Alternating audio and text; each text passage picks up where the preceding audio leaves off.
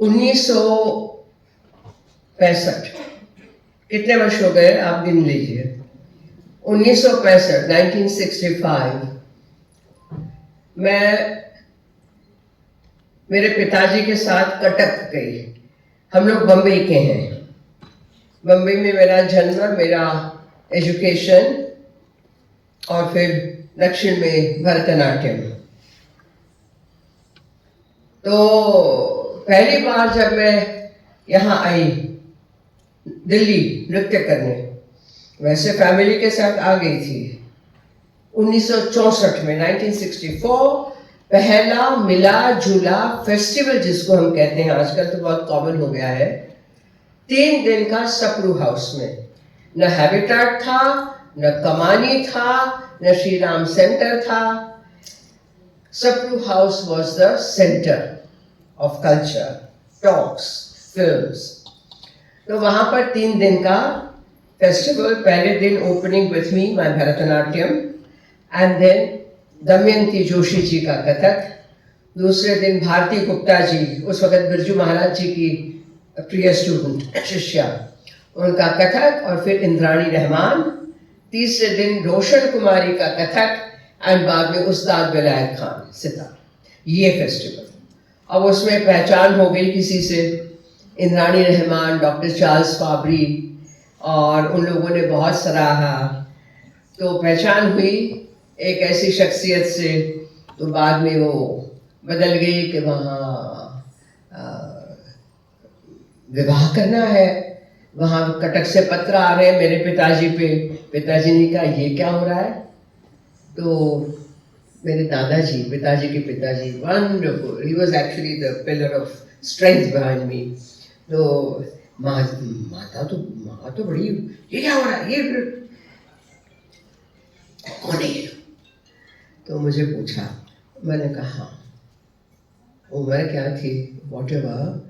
तो गए। अब वो मेरे पिताजी एटलस खोल के बैठे उन दिनों। Bombay to what is called Cuttack, where is it? अच्छा, उड़ीसा। तो कलकत्ता फ्लाई करेंगे, फिर कलकत्ता से ओवरनाइट ट्रेन लेके कटक जाएंगे। पहली बार उस दिनों अक्रॉस द कंट्री, बड़ा एडवेंचर। साउथ में तो बहुत गई थी मैं, लेकिन ले गए। और वहाँ डॉक्टर मायाधर मानसिंह जी, जैसे इन्होंने अपने पिताजी के बारे में बात की, ये हमारे ससुर जी, और उन्होंने भी बहुत योगदान दिया है उड़ीसा के साहित्य को, कलाओं को, संस्कृति को। आज भी लोग बहुत बहुत आदर से याद करते हैं उनको। तो वहाँ पहुँचे ढूंढते ढूंढते, और 1-1.5 दिन में तो पिताजी ने भुवनेश्वर से अपना प्लेन पकड़ा। इट वॉज ऑल्टरनेट डे और twice a week only, hopping flight to Bombay, hop hop hop, और वो बम्बई चले गए। इन लोगों ने कहा कि नहीं, सोनल को हमारे पास छोड़ जाओ, वो भी हमें थोड़ा जानेगी, हम भी उसको जानेंगे। I was all of 20 years old। हम रह गए, 15 दिन रहे। जैसे पिताजी को भुवनेश्वर एयरपोर्ट पे पहुंचा के हम लोग वापस कटक आए, 4 बजे डॉक्टर मायाधर मानसिंह जी ने गाड़ी ऑर्डर करी और मुझे ले गए कला विकास केंद्र। उन दिनों that was the only institution, and all the great gurus of that time, most of them were teaching there. तो जब बताया गया कि डॉक्टर मायाधर मानसिंह आ रहे हैं, so they were all standing outside with Babulal Toshi, the founder of Kala Vikas Kendra, Gujarati जो उड़ीसा में बस गए थे, और सब पैर पड़े वगैरह वगैरह वगैरह। तो उसमें केड़ू सर भी थे, रघु दत्ता भी थे, और भी थे। तो डॉक्टर मानसिंह छड़ी से चलते थे। उन्होंने छड़ी यूं करके केड़ू बाबू का, केड़ू ए हौसी सोनाल मोर बहू, तो मैं ताको ओडिसी सिखेगा। That was all. ये मेरी बहू सोनल है, तुम उसको ओडिसी सिखाओगे। That was the beginning. तो ऐसे उन 13 दिनों में, क्योंकि भरतनाट्यम तो मैं करती ही थी, I would say that it's very helpful if We learn Bharatanatyam, hold the body, we know the proportions, the balance, the alignment, the kinetic energy, और फिर ओडिसी भी सीखते हैं तो आसान हो जाता है. तो I was able to learn मंगलाचरण and बटू. और फिर हम चले गए बाहर 2 वर्ष, विवाह वगैरह हुआ, दिल्ली वापस आए. दिल्ली आते ही मैं कटक चली गई. अब केळू सर ने सिखाया जैसे पदबंदे गणनाथ गुणधाम जय हे, श्री गणेश पे काली चरण पटनायक जी का लिखा हुआ. Then Basant Pallavi and Lalit Lavanglata and जैसे होता था भोंगी चाहा चंपू भौ चंपू. फिर इन्होंने मेरे ससुर जी ने कहा कि मुझे पूछा what are you learning there. तो I told him no. He called up Babulal Doshi, says Kelu को भेजो इधर. So Keru sir and Bhuvaneshwar Mishra, Pandit Bhuvaneshwar Mishra, who used to play the violin, he was a student of the great Dwaram Venkataswamy Naidu from the adjoining district Ganjam से पास में विजयनगरम. आए दोनों, बैठे कुर्सी पे, वो हम नीचे बैठे हैं तीनों जमीन पे. तो उन्होंने इंक्वायरी शुरू की. फिर कहा क्या सिखा रहे हो, ये बच्चे नहीं है, अब भोंगी चाहा ये सब क्या है, नया सिखाओ सब. तो क्या सिखाएंगे, मंगलाचरण. सो आई ऑफर्ड कि भरतनाट्यम में हमने देवी मातंगी पे, यानी जो मैं करती थी वही मालकोंस, बागेश्वरी एंड दुर्गा. मैंने कहा ये है. और उसमें तो माणिक्य वीणा मुपलाल अंतिम जो अब एक हिस्सा बन गया है ओडिसी रेपर्टरी का, वो मेरे से शुरू हुआ. और उसके बाद और आगे बढ़े. उन्होंने कहा कि अष्टपदी इतनी सुंदर सुंदर है, ये ललिता लवंगलता ठीक है बच्चों के लिए, फॉर अ वुमन. तो उन्होंने छांट के दी. कौन सी? आखिरी अष्टपदी, कुरु यदुनंदन चंदन शिशिर तरेण करेण पयोधरे मृगमत पत्रक मत्र मनोभव मंगल कलश सहोदरे निजगाद सा यदुनंदने क्रीडति हृदयानंदने. तो उनको तो केळू सर को तो साहित्य इतना नहीं, और फिर संस्कृत का मैं बुझी पारी नहीं आ गया, नहीं समझ पाया. समझाता हूँ. वो समझाने लगे तो केळू सर बैठे बैठे यूं कर रहे हैं.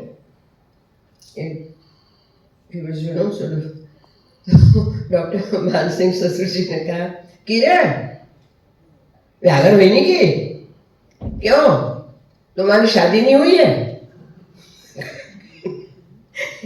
ये सिखाना है.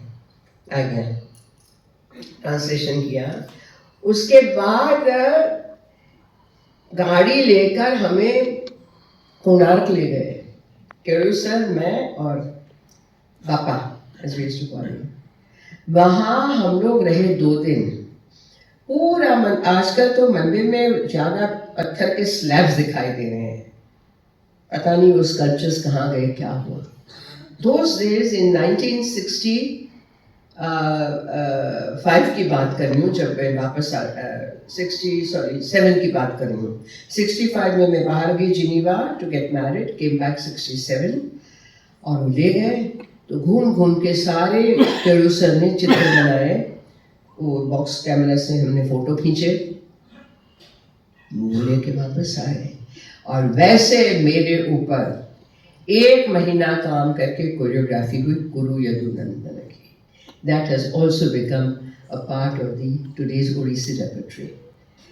उसके बाद उन्होंने Saveri Pallavi, which is now called Shringar Pallavi also, वो बनवाई. ताजम ताजम ताजम, तो वो पूरी बनी मेरे ऊपर. उसके बाद पत्थर छाड़ी दे मुंजी भी फूल टोड़े जे बनवाणी, वो गाना गोपाल कृष्ण का वो हुआ। उसके बाद वो समर वर्कशॉप करने लगे, एक नई शुरुआत थी, तो उसमें उन्होंने कहा कि ये पल्लवी शंकराभरण पल्लवी तो बाद में आई। मैंने कहा सर भरतनाट्यम में, क्योंकि हमारी पल्लवी उड़ीसी की सब वो 4 मात्रा में होती है, फिर बीच में थोड़ा डाल देते हैं 3 मात्रा का जैसे उड़ीसी गीतों में पड़ी आती है।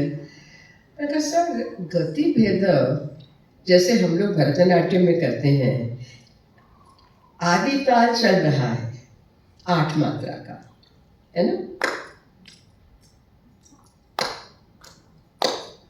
चल रहा है, उसी के अंदर जाति भेद वो हम यदि करते हैं और फिर सम पे आते हैं तो एक अलग तरीके का निखर के आएगा। Otherwise it's very nice, beautiful, बहुत लालित्य है। लेकिन थोड़ा सा ऐसा खेल क्यों ना शुरू करें, तो सर ने कहा हाँ ठीक है। तो भाग्यश्री में भुवनेश्वर सर ने तरज बनाई।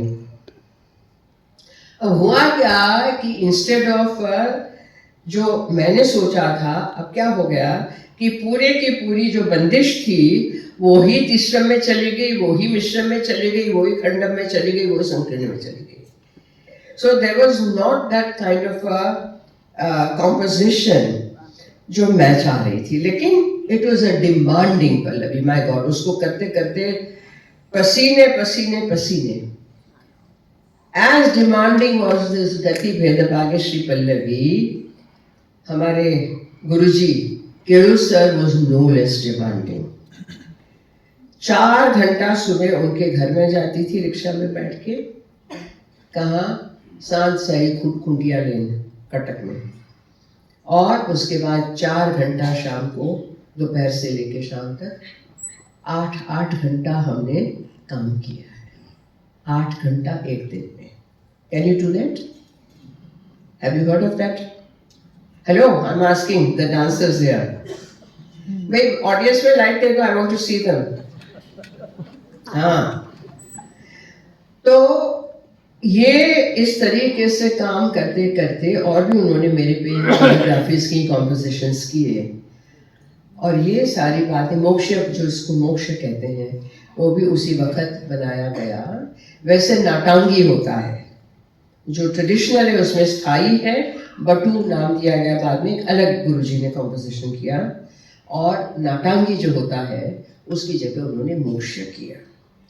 फिर हमारे यहाँ साभिनय पल्लवी होती है उड़ीसी में, कि पहले पल्लवी और फिर उसी राग में उसका गीत, जैसे कल्याणी में है ना, ताद्रीम तादिरे तानाना, ताद्रीम तानाना, ताद्रीम तारि ताजेहु ता,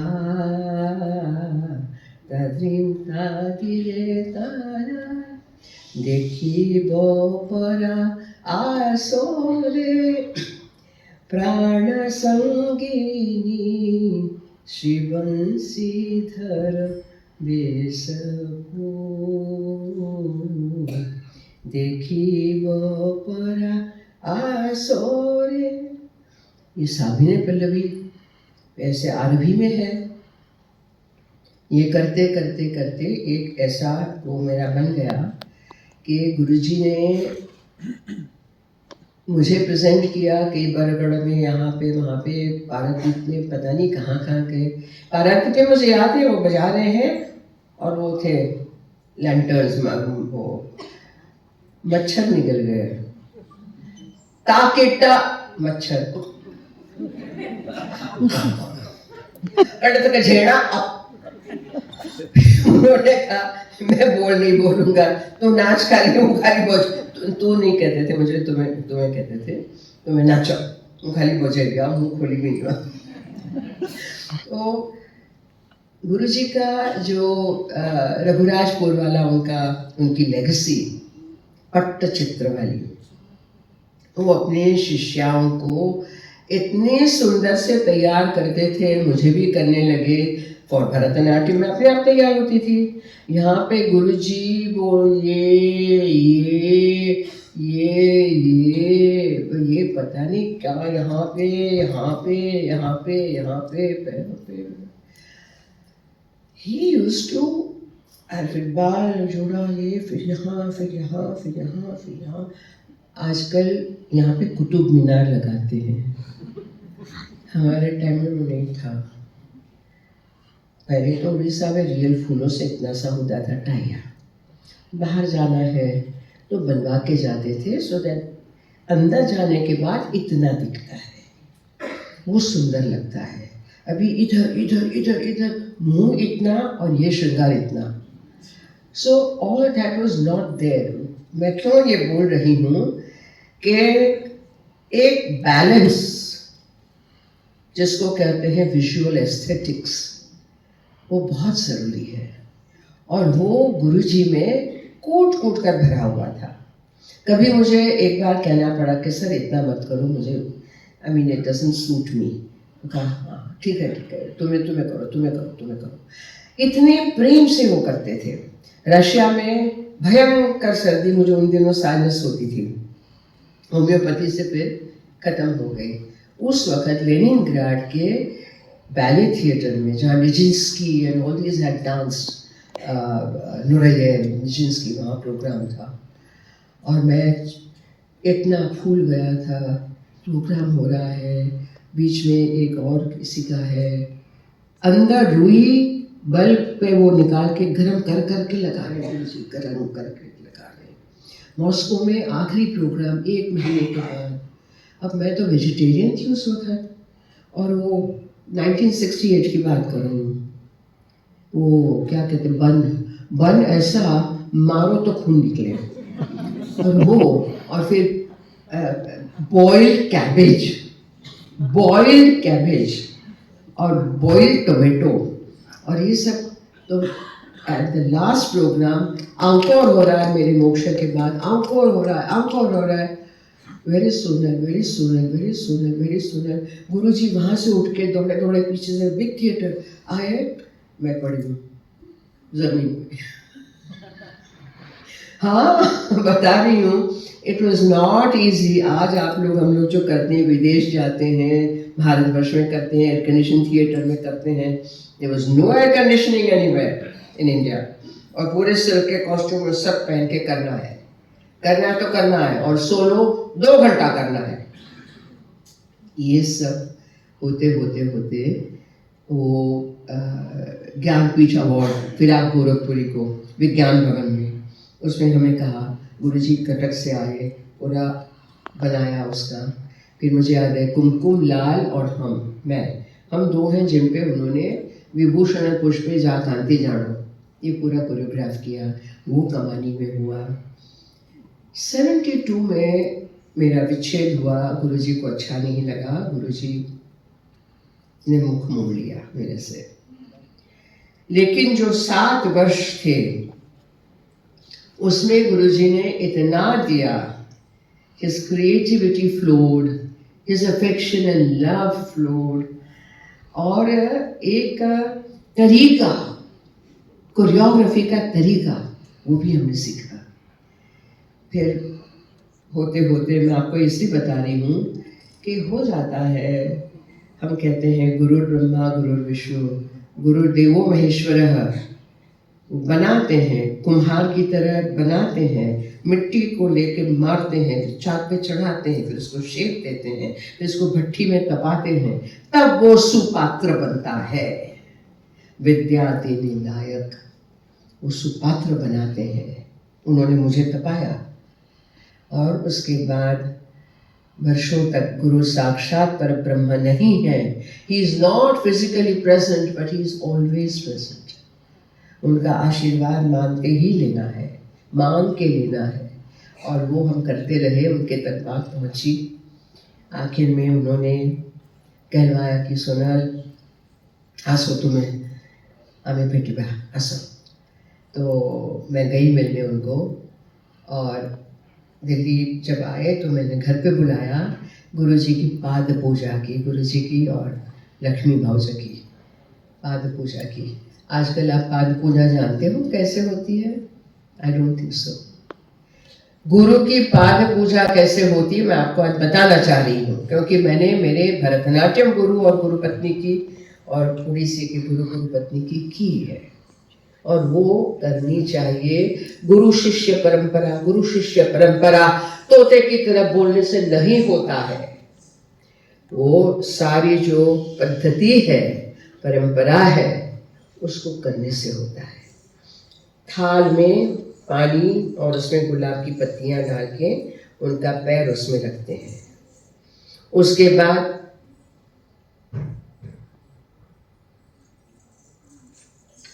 बाद पैर साफ करके यहाँ रख के तौलिए से साफ करके फिर वो थाल हटा लेते हैं। चंदन वगैरह का पैर में लेप करते हैं, कुमकुम छिड़कते हैं, अक्षत छिड़कते हैं, फूल की पत्तियां डालते हैं, और उसके बाद घुटने पड़ के सर उनके चरणों में डालते हैं। ये होता है प्रणाम। नमस्ते गुरुजी, ये नहीं होता है। नमस्कार गुरुजी, नमस्कार। तो उसके बाद उनका जो हमने देना है वो सारा ऑफर करते हैं। उसके बाद मैंने अपने हाथ से खीर बनाई थी, भोजन बनाया था, थाली में परोस के उनको भोग लगाती हूँ। मैं गुरु को भोग लगाती हूँ। उन्होंने वो स्वीकार किया, भोजन किया। उसके बाद उन्होंने मेरे लिए थोड़ा सा रखा, वो प्रसाद की तरह मैंने ग्रहण किया।